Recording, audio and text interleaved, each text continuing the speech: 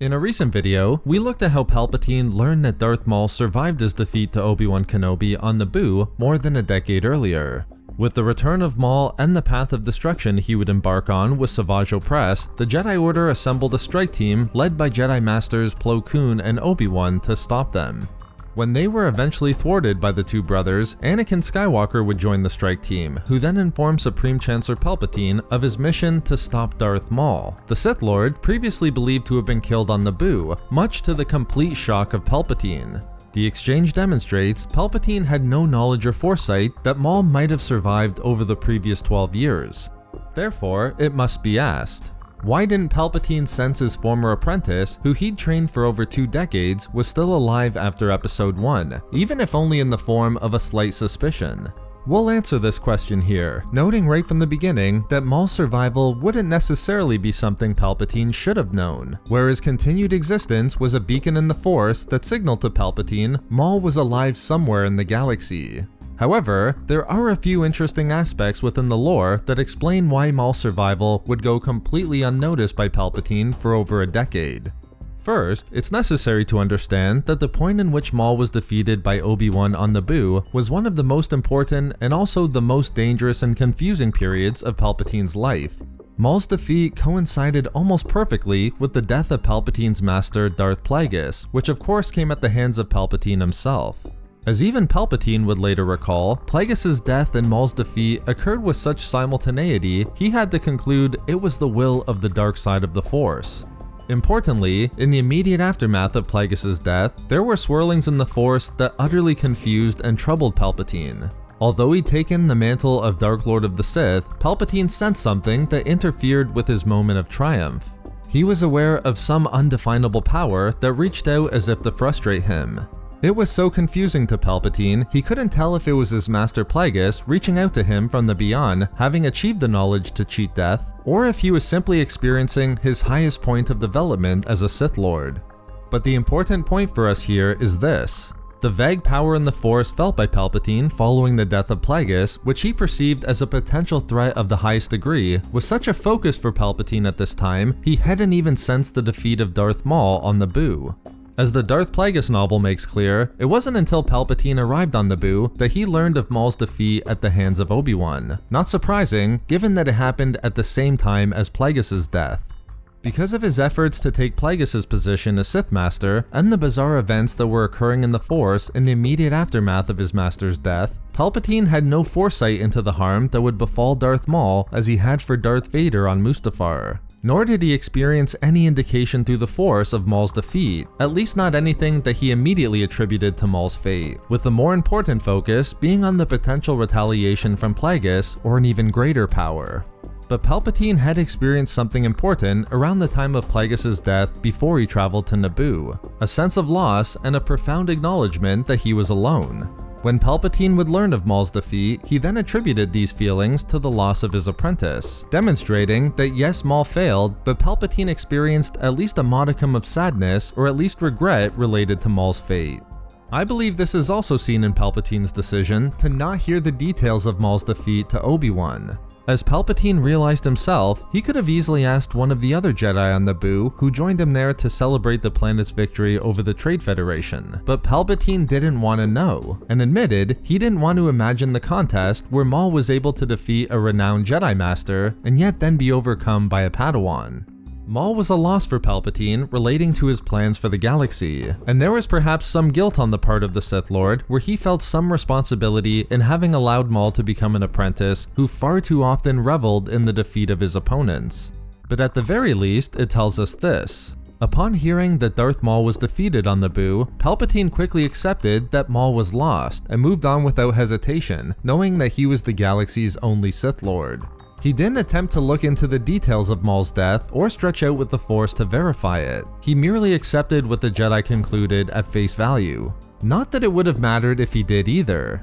Although we might not know exactly when Maul was brought to the Outer Rim planet of Lotho Minor, it's possible he could have already been off of Naboo by the time Palpatine arrived at the end of The Phantom Menace. But either way, the novel The Wrath of Darth Maul and the comic The Clone Wars Sith Hunters demonstrate that Maul was barely able to cling to consciousness in the immediate aftermath of his defeat to Obi-Wan. He was barely alive, surviving only through his own rage and abilities with the dark side. So even if Palpatine had looked into his death further, it's not likely it would have changed anything.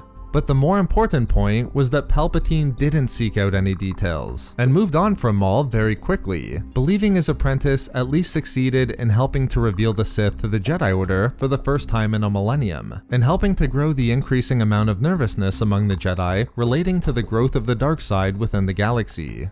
As the Darth Plagueis novel and the Jedi vs. Sith The Essential Guide to the Force make clear, it was relatively easy for Palpatine to quickly move on from Maul due to the emergence of Anakin Skywalker, the assumed chosen one who Palpatine knew immediately would eventually become his apprentice. In the weeks following Maul's death, Palpatine would commit to his long-term plan with Anakin, and then also his short-term goals with Dooku, who had left the Jedi Order by that time as well. Despite Maul's supposed death on Naboo, the grand plan of the Sith proceeded unabated. But the reasons why Palpatine wouldn't sense that Darth Maul survived following his defeat to Obi-Wan on Naboo are found within the first few moments and days surrounding the outcome of the duel. Palpatine missed any warning that Maul was in danger on Naboo, or the potential outcome where Maul could still be alive due to the fact that he killed Plagueis at practically the same time as Maul's defeat. Because of this, he was far more concerned about the signs and power he felt in the Force, which may have been a threat to him. When Palpatine did discover Maul's defeat when he traveled to Naboo, he was told that Maul had been killed by Obi-Wan, the first time he learned of his apprentice's assumed fate. Because this coincided with his own feelings of loss and solitude following Plagueis' death, Palpatine had no reason to dispute the Jedi version of events, choosing not to look into the matter any further than that and committing himself to his goals with Dooku first and then eventually Anakin Skywalker. By that time, Maul was isolated in the Outer Rim on the junk world of Lotho Minor. We could leave our answer there and just assume that Palpatine never really gave the matter of Maul's survival another thought until the Clone War. But while we've explained why Palpatine wouldn't sense Maul in the immediate weeks and months following his defeat, what about the other 12 years that followed the events on Naboo and culminated with Maul's return during the Clone War? How could a powerful Sith Master like Palpatine, who trained Maul for decades with a strong connection developing between them, not sense at any point that Maul was alive somewhere in the galaxy? I want to point out some aspects within the lore, both legends and a bit from canon as well, that can help to explain the longer term reasons for why Maul went undetected by Palpatine for so long. Again, I believe the events that happened in the immediate aftermath of Maul's defeat are a sufficient explanation, but I think we can say a bit more before ending the video here. In Legends, it's clear that just because a Force-sensitive individual existed within the galaxy, they couldn't be sensed with significant accuracy by another Force-sensitive individual. This is why so many Jedi survivors of Order 66 were able to go undetected in the era of the Empire. It wouldn't be as though Darth Maul's mere existence would serve as a beacon for Palpatine to find him, or at least know he was alive. However, we have seen instances of when there was a strong connection between two individuals, there was at least a sense that they were alive somewhere in the galaxy. For example, the novel Death Star shows that while Darth Vader didn't know where Obi-Wan was in the galaxy, he knew that he still lived, for as Vader concluded, he would have felt it through the Force if Obi-Wan had died. This was a good thing for Vader, as he wanted to be the one to strike down his former master. But at the same time, there seems to be a requirement that one's Force signature or presence in the Force needed to remain consistent. What I mean by this is that within the novel Dark Lord: The Rise of Darth Vader, it shows that while Vader knew Obi-Wan lived, Obi-Wan didn't know that Darth Vader survived Mustafar. In fact, he believed the opposite was true, that Vader died after their duel. Their assumptions here are certainly impacted by the way they last saw each other, Obi-Wan walking away to disappear from the galaxy and Vader clinging to life. But I believe there's also something to be said for how they previously recognized each other within the Force. Vader could sense Obi-Wan was still alive because he always remained Obi-Wan, whereas Obi-Wan wasn't as familiar with Anakin's presence in the Force after he turned to become Vader. This is why Vader could still sense Obi-Wan was out there, while Obi-Wan couldn't sense the same about Vader. Vader knew how to sense Obi-Wan in the Force, but Obi-Wan couldn't sense Vader in the Force. A great example of this is seen in the canon novel Ahsoka. I won't go into the novel in great detail as it is canon, and I don't want to jump back and forth between canon and Legends materials within this video, but I think we can at least use some of the information from the Ahsoka novel as an inference for our question with Palpatine and Darth Maul.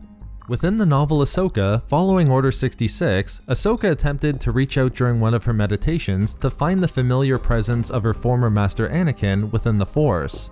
However, Ahsoka found nothing. The presence of Anakin in the Force was gone, cut off from her like a disrupted conduit that no longer channeled power as it had before.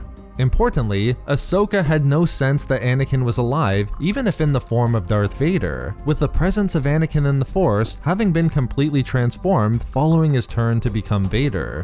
What made Anakin in the Force Anakin was not the same as Vader. Again, I think we can bring this information back into the Legends example with Obi-Wan and Vader. Vader could sense Obi-Wan's continued presence in the Force, but Obi-Wan couldn't sense with any confidence how Vader existed in the Force at that point. But more importantly, I believe this is applicable to the case of Palpatine and Maul as well. Certainly, accepting what he knew about Maul following the events of Episode 1, there really was no reason for Palpatine to consider Maul's survival.